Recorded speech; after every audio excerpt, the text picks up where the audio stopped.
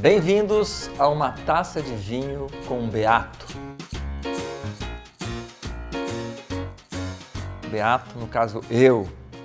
Eu que estou aqui hoje com uma figura muito especial para o mundo do vinho e daquilo que o vinho também gosta, que é queijos.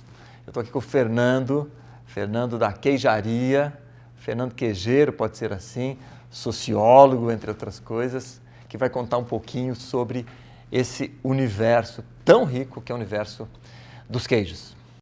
Vamos diferenciar essa história do que é o queijo do qual se trata e o queijo em geral, porque a gente está falando aqui para milhares de pessoas e certamente poucos sabem um pouco sobre essa história de queijo artesanal. Já estou dando esses nomes de artesanal, não sei se é artesanal ou não, mas diferenciar um pouquinho, vamos falar assim, eu que sou do interior de São Paulo, conheci o quê? O queijo chamado queijo Minas, que é aquele queijo fresco, Sim. Queijo prato, queijo mussarela e pronto, acabou, aquela época. Queria que você falasse um pouquinho então desses dois mundos.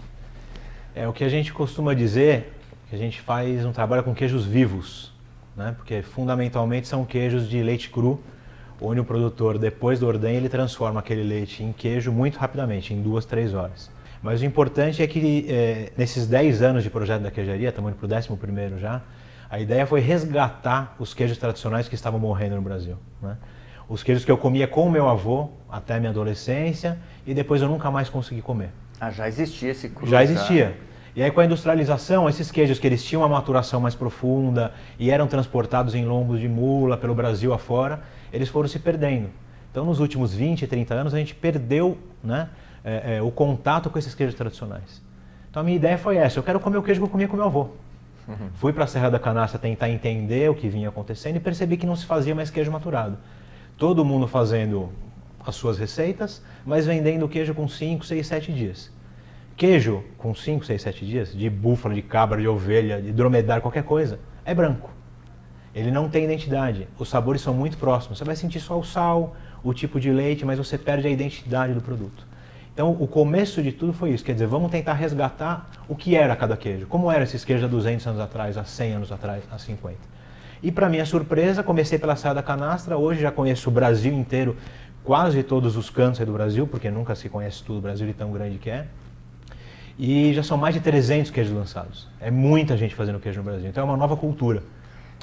A cura é fundamental, então. É fundamental. Nesse sentido. É fundamental porque... Para dar complexidade, é como o envelhecimento para um vinho, queijo é um dá alimento complexidade. fermentado, né? Então ele tem bactérias, fungos agindo o tempo inteiro, então quanto mais longo o processo, lógico, cada queijo tem o seu apogeu, em alguns momentos ele pode até passar, mas só depois de um tempo de vida, de maturação, nas condições ideais, temperatura, umidade, luminosidade e assim por diante, que é isso que o produtor está redescobrindo, porque ele parou de fazer, é que você vai traduzir o terroir, como no vinho, traduzir o terroir para aquele queijo. Então você precisa de um mínimo de tempo. Agora, tem queijos que vão ficar perfeitos em 1 mês, outros em 2, outros em 4, mas nunca com 5, 6, 7 dias. A não ser que sejam os queijos frescos, que aí é uma outra história. Então, para a gente começar a comer alguma coisa aqui, né, acho que é interessante para o pessoal vir junto. Esse queijo, por exemplo, é um queijo de búfala, é o Santinho. Então é um queijo de leite cru de búfala, com uma maturação super simples, que o produtor simplesmente controla a temperatura, a umidade, e ele vai traduzir todo o território. É um queijo suave, como o leite de búfala, adocicado, é um queijo que assim, agrada quase todos os paladares. É um queijo para iniciantes que tem um sabor apurado. Já aproveitando isso que está, essa apresentação, existe uma sequência? Você sempre diz, como existe num jantar, a entrada, o primeiro prato principal, Sim. que vai normalmente relacionado à intensidade. Intensidade, né? É da mesma forma. O queijo é da mesma Aqui forma. também existe uma sequência. A gente vai do mais suave para o mais forte, na medida do possível, dos mais macios para os mais duros, com exceção dos queijos azuis, que são macios e fortes, então eles ficam no final. Tanto que eles são queijos usados como sobremesa, inclusive, né? E também aqui no Brasil a gente ainda não tem a maneira europeia de comer queijo como sobremesa. Então geralmente é na entrada ou nos pratos principais, mas o brasileiro ainda não descobriu essa maneira de você comer um queijinho depois da sobremesa. Vale para cachaça, né? Se toma antes. Exatamente. Não é como eles fazem como digestivo, né? Os destilados. Né? Exatamente. Então assim, é um universo gigantesco que as pessoas têm comprado o queijo e levado para casa. Então hoje tem pessoas com adega de queijo em casa, né? Então, e tentando entender qual é o melhor ponto de cada queijo para o seu paladar. O que aconteceu no vinho há 30, 40 anos atrás está acontecendo no queijo. Santinho de búfalo, fica à vontade. Já tá. Coisa importante, como ou não como a casca? Essa pergunta é tradicional. Claro. Casca é queijo. Então isso depende muito da sua relação com quem você está comprando o queijo. Se você está comprando direto do produtor, da loja e tudo mais. Obviamente, tem algumas cascas que elas são muito duras, ou que elas sofreram um processo de lavagem, então elas são muito fortes, amargas. Mas como você não vai comer, para quem já conhece esse universo, como você não vai comer a casca de um brie, num camembert, né? Que já tem aquele mofo branco que faz parte do queijo. Então é uma questão de escolha sua. Nós vamos comer depois aqui um de mofo branco, que se você não comer a casca não é o mesmo queijo. Então, entre aspas, a casca é comestível. Mas não seria... Falando mas é a embalagem do não queijo. Não estou falando nem de a questão higiênica. Também a questão higiênica você explicou. Sim. Pode comer depende desde da que sua tenha, confiança. Claro, confiável. Porém, existe um gosto diferente. Sim. Você pode, de repente, acho que existem, no meu ver, duas maneiras de provar. Você prova sem a casca, prova com a casca. Isso que a gente indica são sempre. gostos diferentes. É isso que a gente indica sempre. De repente, vinhos diferentes para isso. Perfeito. Só a massa, só a casca e depois a massa com a casca. Você vai ter 3 experiências diferentes na maioria dos queijos. E muito provavelmente com os vinhos também. A gente tem alguns queijos que são inclusive lavados em vinho, que o interior da massa ela fica mais adocicada, cremosa, e a casca ela fica mais amarguinha, tudo, e quando você come os dois dá um equilíbrio. Dá para tranquilamente tomar 3 vinhos em 3 momentos diferentes do queijo. Mas vamos falar mais dos outros aqui. Bom, então como eu falei, a gente tem um santinho, todos aqui eles são de leite cru, como eu falei, né? E eu trouxe exemplares de todos os tipos de leite. Aqui no começo, né? Então imagine que essa tábua a gente tá com os mais suaves aqui no meio essa gracinha aqui cremosa, ele vai começando a subir, né, a montanha, para depois a gente pegar 2 queijos um pouco mais fortes e mais duros. Tá? Então a gente tem o santinho... Mas maduro tem a ver com aqui mais tempo de cura. Nesse caso, mais tempo de cura. Mais envelhecido. Mais envelhecido e nesse caso mais intensidade. Né? Perfeito.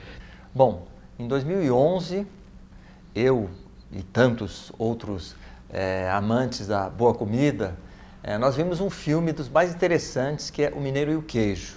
Mineiro e o Queijo, que retrata um pouco desse universo de bons queijos do qual o Fernando está falando. Então eu queria que você comentasse um pouquinho sobre a história do produtor cujo o preço do seu queijo era menor do que o que ele poderia ter de leite, a exploração disso tudo, o que era, toda essa história que você sabe muito bem. Conta um pouco da sua história com esses pequenos produtores e o que hoje existe no país. Eu acompanhei muito de perto isso, né? Porque durante todo esse processo o queijo ele foi ganhando status de patrimônio material nacional, ele foi virando uma referência da gastronomia brasileira e esses produtores eles eram realmente muito explorados, né? O seu Zé Mário, que é o que eu costumo falar sempre, ele vendia o queijo dele a R$7 o quilo quando do filme, né? O Mineiro e o Queijo. Hoje ele vende a R$70 na fazenda dele e as pessoas vão lá buscar. Com toda a justiça. Com toda a justiça, porque é valorizado, tudo porque para todo mundo entender, para você fazer 1 quilo de queijo são 10 litros de leite, em média, queijo de vaca. Só que se ele for vender o leite, se ele fosse vender o leite na época, ele ganharia R$10, R$12. Então para ele era muito mais interessante economicamente vender o leite. E o produtor olhava para isso e falava, pô, meu avô fazia, meu bisavô fazia, essa propriedade sempre viveu do queijo, eu vou ter que parar. E a grande maioria parou, 99% parou. Seu Zé Mário e alguns outros pelo Brasil era um motivo de chacota mesmo. Só você vai ficar nisso, tal, o negócio é leite. E com isso, com algumas pessoas como essa, que foram a resistência do momento, as coisas começaram a acontecer. Um filme maravilhoso como esse, do Raton, e vários outros movimentos que foram acontecendo, fez com que esses produtores passassem a ser valorizados. A gente passou a abrir mercado. Agora, não foi fácil, porque você imagina esses pequenos produtores nessas regiões super inóspitas, né? E aí chega um paulistano como eu, falando, vim aqui para te ajudar. Não tem como acreditar, né? Então são séculos de exploração, depois vem alguém e fala, não, eu comi esse queijo, eu quero ajudar, como que eu posso fazer? Eu comecei, assim, da maneira mais simples possível, trazendo esses queijos para os meus parentes, para os meus amigos. E o filme, pelo menos na época, dizia que não podia circular com esse queijo. Circular de um estado para o outro. Exatamente. Né? Isso foi evoluindo hoje bastante já também. Hoje ainda é super controversa a legislação.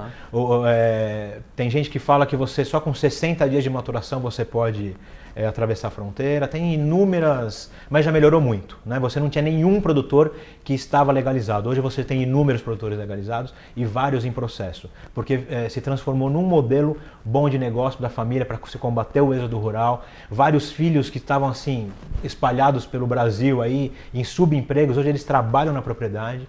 Então a São Roque de Minas era uma cidade que vinha decrescendo a população, que é o coração da Serra da Canastra. Hoje a população aumenta, eu até brinco com eles que agora eles vão ter que segurar o movimento, porque hoje tem turismo rural, eles vendem na própria fazenda, é a questão do comércio local mesmo que é fundamental para esse tipo de queijo, né? Agora, por outro lado também, como você falava de preço, chegou-se num ponto onde a gente vai precisar democratizar o acesso, né? Então não adianta, porque a gente sabe que a população não consegue, a população enorme do Brasil não consegue pagar 70, 80, 100 reais o quilo. Então a gente está vivendo um momento hoje que é muito interessante, muito legal, onde está entrando muito mais gente no mercado, né, como produtor de queijo, e conseguindo não os 7 reais nem os 70, mas vendendo pelo menos a 20, 30, já tem uma certa valorização e as diversas classes sociais do Brasil estão começando a ter acesso. Você perguntar hoje na rua o que é um queijo canastra, muita gente já conhece. E era um nome que há 5, 6 anos atrás ninguém sabia que existia. Agora, o Ministério da Agricultura tá pensando, ele está cuidando com carinho dessa história. Eu sei que se você fosse o ministro, certamente hoje teríamos o melhor queijo do mundo. Sim. Pela tua força de vontade. Eu não tenho dúvida disso. Agora, eu acho que o Ministério ainda está também tentando acompanhar essa transição, tentando entender o que está acontecendo. Então, Fernando, por que a gente não encontra dos nossos queijos, bons queijos no mercado? Então a gente tem essa adequação ainda, essa transição que a gente está vivendo. Como eu vinha falando, o próprio Ministério da Agricultura e todos os órgãos aí correlatos estão tentando entender o que está virando a produção nacional.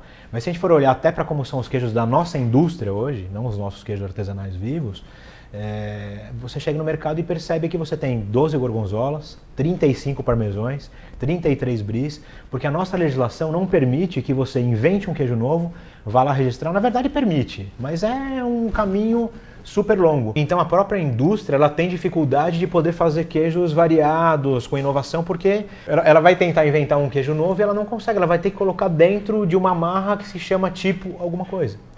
Então, se está ruim para a indústria, né, que acaba tendo que fazer só os 6, 7, 8 queijos, como vai ficar para o artesanal, que tem uma variedade enorme e não consegue se qualificar dentro de uma norma técnica? Fernando, ficaria horas conversando com você aqui, porque o assunto é delicioso.